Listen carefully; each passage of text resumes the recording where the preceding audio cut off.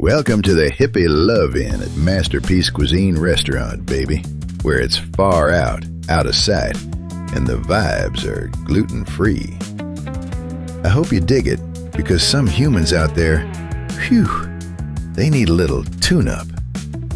Less fighting, less hating, less bloviating, spinning, and fibbing.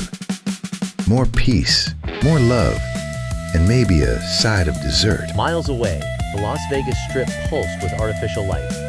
But inside Masterpiece Cuisine Restaurant, the world was slowing down. George and Susan stood by the kitchen, their hands moving with practiced precision as they adjusted their vests. The transformation was nearly complete. Where sleek, minimalist art once hung, intricate macrame now swayed in the draft of the vents. They had spent the last 6 hours stripping away the corporate edges of the room. Susan stepped forward to straighten a cluster of wildflowers that had begun to wilt in the heat of the kitchen. She tucked a stray stem back into the vase, securing it against the table edge. George watched her, then scanned the room one last time.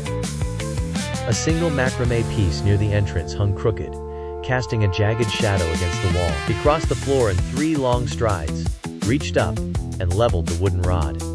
The tension in the room felt different tonight. The tables were set, the air was still, and the transition from the modern world to the spirit of the 60s was absolute.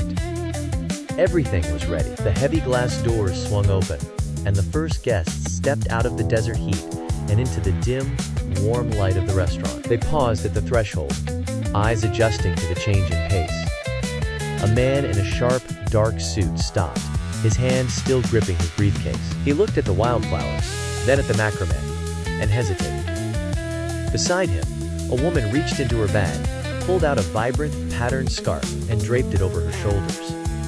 The man took a breath, loosened his tie, and let the briefcase slide to the floor. The tension of the outside world began to dissolve. More guests followed, shedding their professional masks as they moved into the dining room. The sound caught the room, pulling the guests toward the music.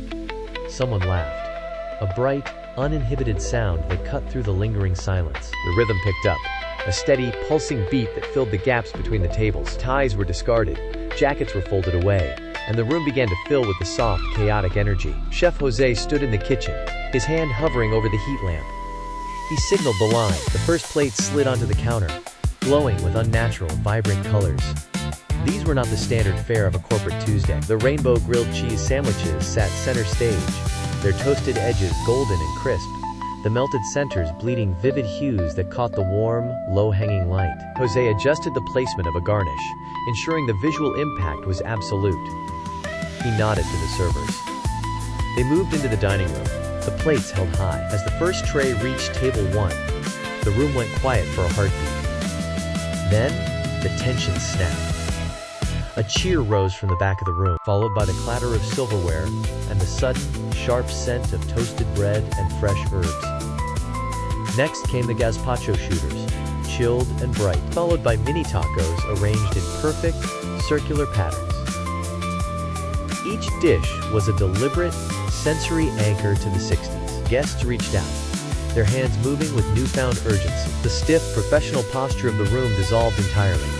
Laughter erupted, louder and more frequent, as the first bites were taken. The food had done its work. At table 4, the formal distance between strangers collapsed. A large platter of hormone-free lamb arrived, and before the server could even set it down, hands reached out from all sides. A man who had arrived alone pulled a chair closer to the group, his plate forgotten as he leaned in to join the conversation. The volume in the room climbed, a steady, uninhibited roar of voices that drowned out the hum of the city outside. The music hit a crescendo.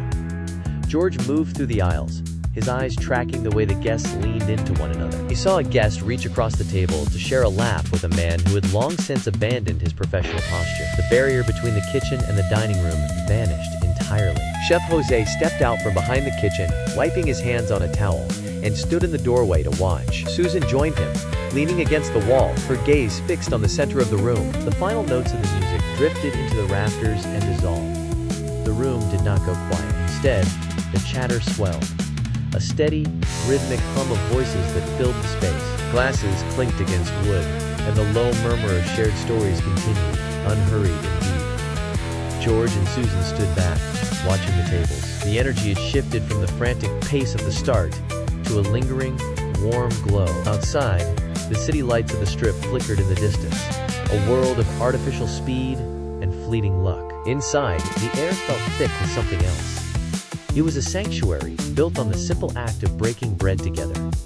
They had created a space that held its own gravity, pulling people away from the noise and into a moment of genuine connection. As the last guests lingered, reluctant to leave the warmth of the room, George and Susan looked at one another. They had served more than a meal. They had served a sense of home, seasoned with love, peace, history, and the enduring strength of a community that would last long after the lights dimmed.